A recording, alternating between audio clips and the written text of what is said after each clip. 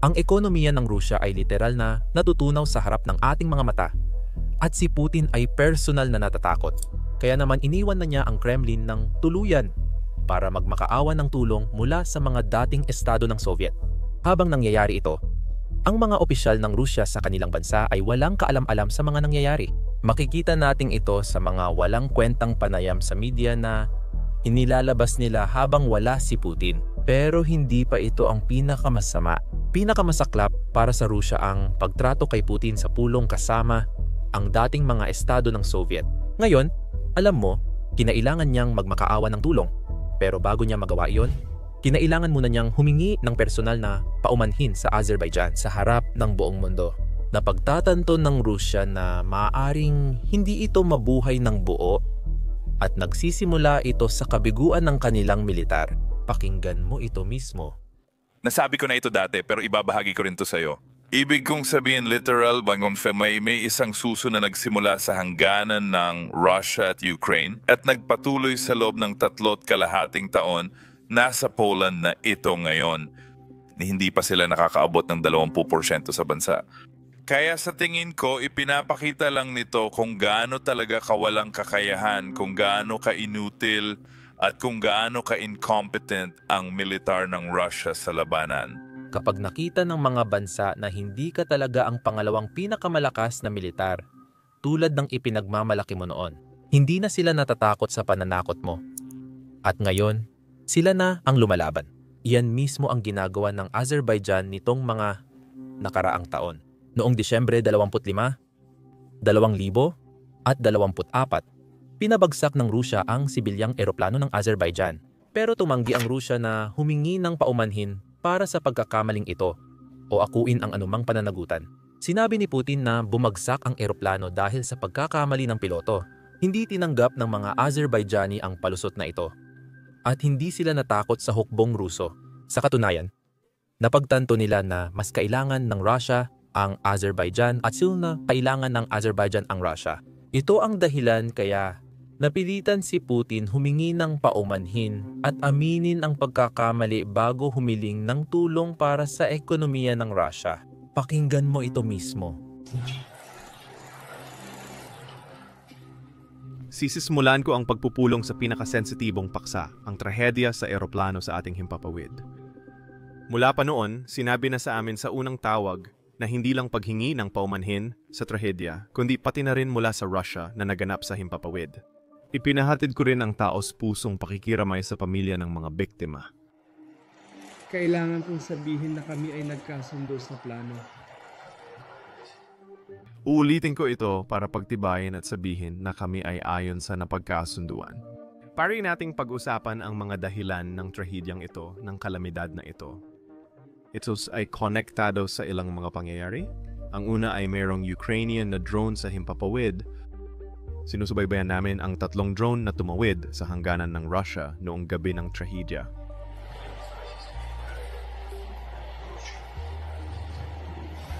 Mga pare, nahihirapan na akong subaybayan lahat ng mga bagay na isinisisi ni Putin sa Ukraine, pati na ang pagbagsak ng ekonomiya ng Russia. Sabi nila kasalanan ng Ukraine at inutil ang militar ng Russia. Ukraine pa rin daw may sala. Ngayon, nagpalipad ang Russia ng eroplanong pampasahero. Pero sinisisi pa rin nila ang Ukraine. Pakiramdam ko, kahit matapilok si Putin sa mesa, Ukraine pa rin ang sisisihin niya. Nakikita niya ang Ukraine kahit saan. At iyon ay dahil naging bangungot na talaga para sa kanya ang Ukraine. Ngayon, kung hindi pa sapat ang kahihiyan na ito para sa leader ng pangalawang pinakamalakas na militar sa mundo, ipapakita ko pa sa inyo ang susunod na clip. Dahil sa clip na ito, aksidenteng nabanggit ni Putin kung bakit palpak na palpak ang militar ng Russia. Hindi kasalanan ng mga komandante ng Russia. Kasalanan ito ng Commander-in-Chief ng Russia. At iyon ay si Putin. Pakinggan mo mismo. Isa pang dahilan ay ang technical na aberya sa sistema ng depensa sa himpapawid ng Russia. Hindi direktang tinamaan ng 2 misil ang eroplano. Kung tumama, siguradong bumagsak agad ito.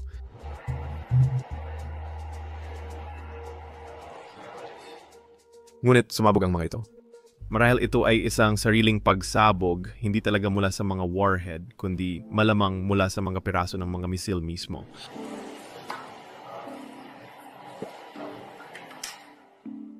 Iyan mismo ang dahilan kung bakit inakala ng piloto na ito ay banggaan sa isang kawan ng mga ibon. Pinayuhan din siya, at ito rin ay malinaw na naririnig sa mga itim na kahon. Ito ang dahilan ng hirap ng hukbong Ruso. Hindi talaga alam ni Putin ang pagpapatakbo ng mga bagay. Sinabi niya na dapat tamaan ng air defense ang eroplano. Pero hindi ganoon ang sistema ng air defense ng mga Ruso. Nakakalungkot na alam ko ito, pero hindi alam ni Putin. Gumagamit ang Russia ng Pantsir, S-1 sa S-2, TOR missile system, at siguradong S-300 at S-400. Lahat ng ito ay gumagamit ng proximity fuse missiles. Ibig sabihin, ang mga missile ay lalapit sa target at sasabog, na magpapalabas ng matutulis na piraso na siyang tumatama at nagpapabagsak sa target. Narito ang isang halimbawa ng video clip na nagpapakita kung paano ito dapat gumana.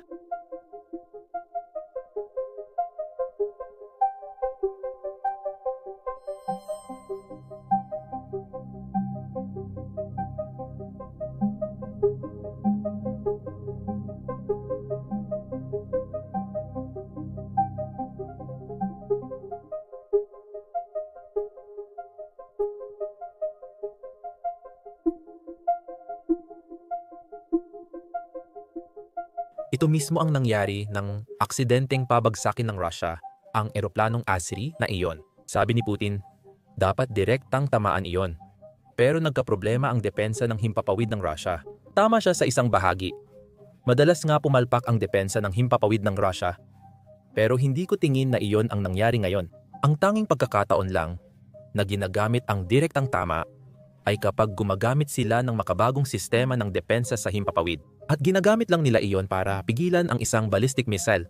Kasi kailangan mo talagang tamaan ang missile kung gusto mong mapabagsak ang ballistic missile. Ipinapakita nito ang problema sa sistema ng mga Ruso. At ito ay problemang nakikita sa bawat diktadura. Ayaw ng mga diktador bitawan ang kontrol sa militar dahil alam nilang maaaring magamit ito laban sa kanila sa kudeta. Katulad ng ginawa ni Prigozhin 2 taon na ang nakalipas. Pero sa kabilang banda, wala naman silang sapat na kaalaman para pamunuan ng maayos ang militar. Kaya mas lalo silang walang silbi kapag sila ang may kontrol dito. Di sila nakakatulong. Bagkus pinapahina pa nila ang militar. Lahat ng ito ay nauuwi sa sakuna, gaya ng sa Ukraine ngayon. Nangyari ito kay Saddam. Nangyari ito kay Gaddafi. At nakikita natin itong nangyayari kay Putin sa harap mismo ng ating mga mata. Bukod pa rito, isa pang ginagawa ng mga diktador ay pinalilibutan nila ang kanilang sarili ng mga taong walang kakayahan para hindi nila kailangang mag-alala na may magtatangkang pabagsakin sila. Dahil dito, nauuwi ito sa mga kapalpakan sa mga panayam kapag wala ang mahal na pinuno. Ganito rin ang nangyayari sa Kremlin. Wala si Putin sa bansa at ang mga tanga na opisyal ng Russia ay naglalabas ng mga mensaheng walang saysay mula sa Russia. Pakinggan muna natin ito, kung saan sinabi ng Foreign Minister na walang silbi ang pagpupulong ni Putin at Pangulong Trump sa Alaska.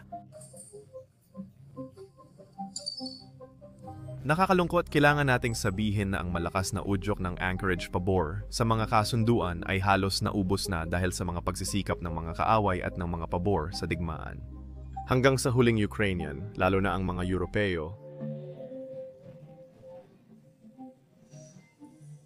Ngayon, tulad ng sabi ko, siya ang Deputy Foreign Minister. Pero sa susunod na clip na ito, mayroon tayong Russian na tagapayo sa patakarang panlabas. Ayon sa lahat, ang posisyong ito ay direktang nakikipag-ugnayan kay Putin at ang taong iyon ay nagbibigay ng ibang mensahe kumpara sa sinasabi ng Foreign Minister.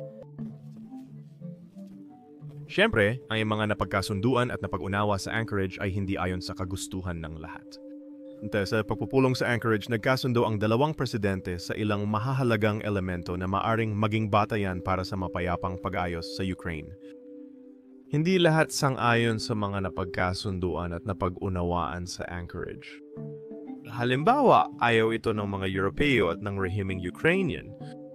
Yung ayaw ng mapayapang solusyon sa krisis sa Ukraine ay hindi gusto ito. Hindi nila gusto ang mga kasunduang ito at mga pagkakaunawaan, pero hindi ibig sabihin na hindi ito gumagana. Gumagana ito.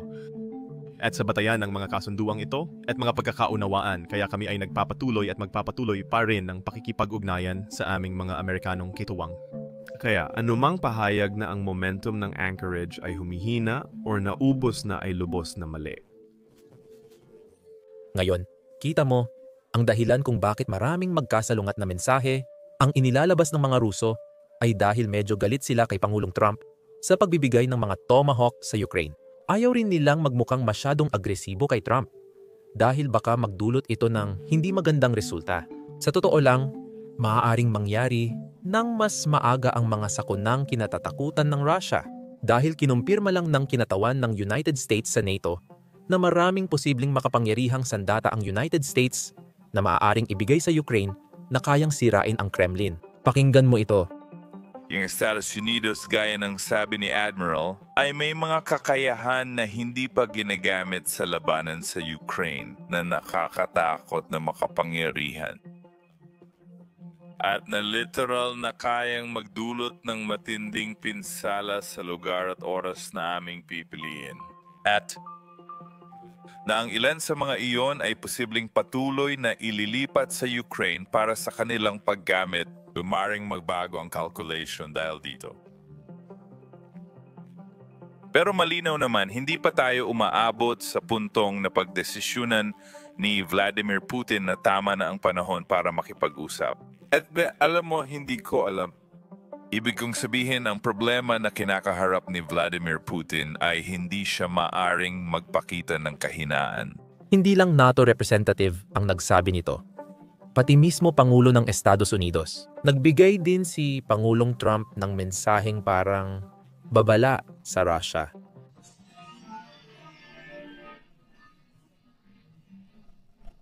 Pinapataas natin ang presyon, sabay-sabay nating pinapataas, lahat tayo ay pinapataas ito. Magaling ang NATO. Ang leader ng NATO, gaya ng alam mo Mark, ay napakagaling sa tingin ko at isa siyang napakagaling na tao at pinapataas din nila ang kanilang ginagawa. At nagbebenta tayo ng maraming armas sa NATO at yon ay napupunta sa tingin ko sa Ukraine, sa karamihan ng bahagi. Nasa kanila na yon pero bumibili sila ng mga armas mula sa United States. Gumagawa tayo ng pinakamagagaling na armas sa buong mundo. Bumibili kayo ng mga eroplano namin at marami sa mga kagamitan namin at malaki ang puwersa ninyo. Sa totoo lang, napakalaki ng puwersa ng kagamitan ninyo.